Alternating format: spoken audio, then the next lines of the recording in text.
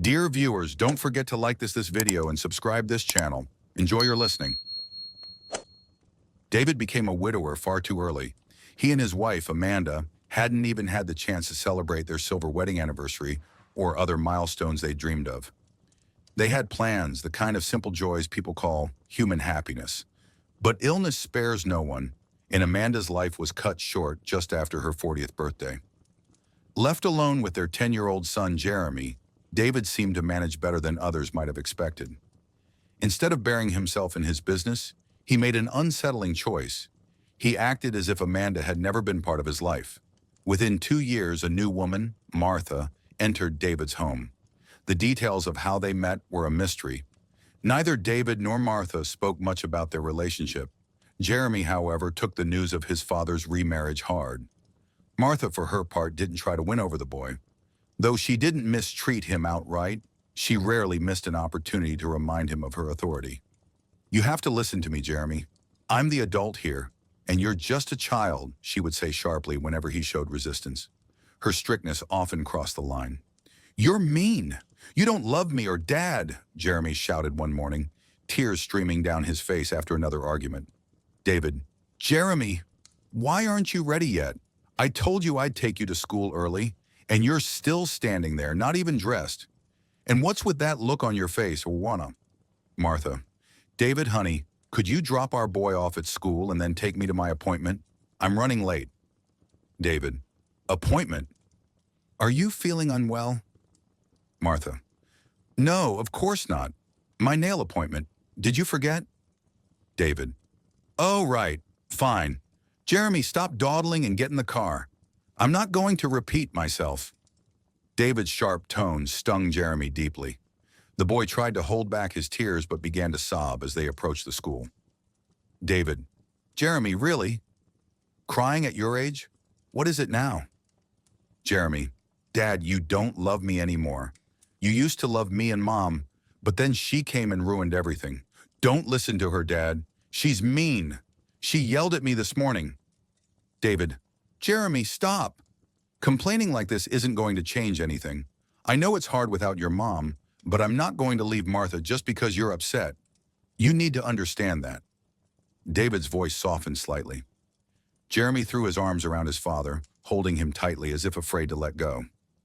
David: all right, Jeremy. Go to class. I'll pick you up later, and guess what? We'll go for ice cream in the park. Just you and me, okay?" Jeremy: "No Martha?" David: "Just us, kiddo. Now go on. Have a good day." David kissed his son and walked back to the car without looking back, leaving Jeremy wiping away hot tears as he watched his father drive away. That evening, Jeremy's music lessons dragged on endlessly. He stared out the window, a gnawing sense of unease growing in his chest. When the teacher, Mrs. Henderson, saw his anxious face, she tried to reassure him. Mrs. Henderson: "Jeremy, has your dad called?" Jeremy: "No, but he'll come. He promised." Mrs. Henderson: "Well, I hope so. Parents should pick their kids up on time. I have other things to do, you know." Jeremy: "He'll come. He always does." But the hours stretched on, and David didn't show. Jeremy's grandmother eventually arrived to take him home. By then, the boy was trembling with worry. At home, the devastating news awaited them. David had been in a car accident. Rushing to return home, he had lost control of the car and crashed into a ditch. He was now in a coma.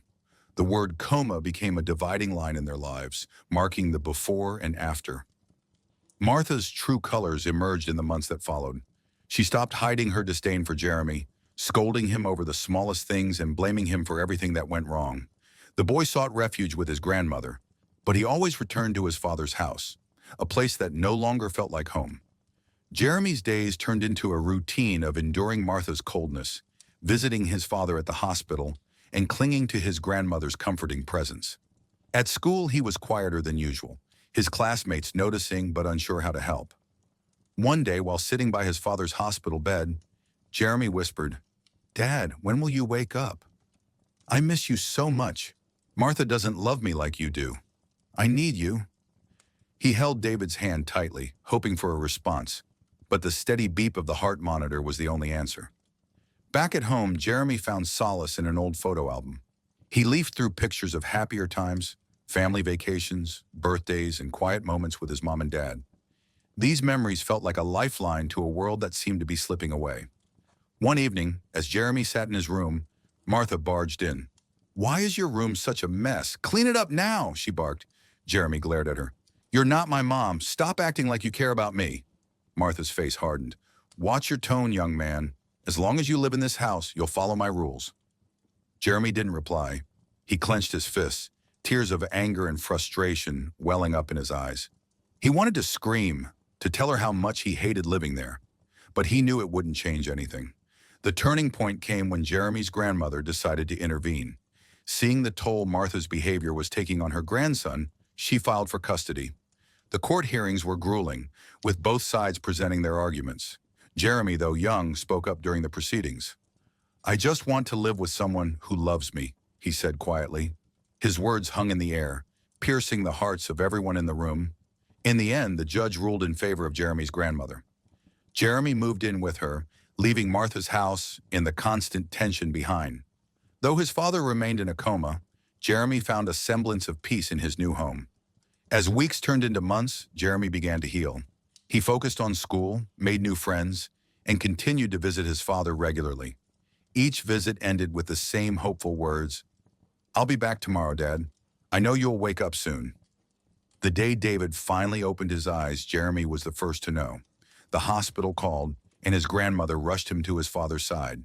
Seeing David awake, though weak, brought a flood of relief and joy to the boy's heart. "Dad, you're back!" Jeremy cried, hugging him carefully. David's voice was faint but filled with love. "Jeremy, I'm so sorry for everything. I'm here now." From that moment, their lives began to rebuild. Though the road ahead was uncertain, father and son faced it together, determined to create new memories and cherish the bond that had withstood so much.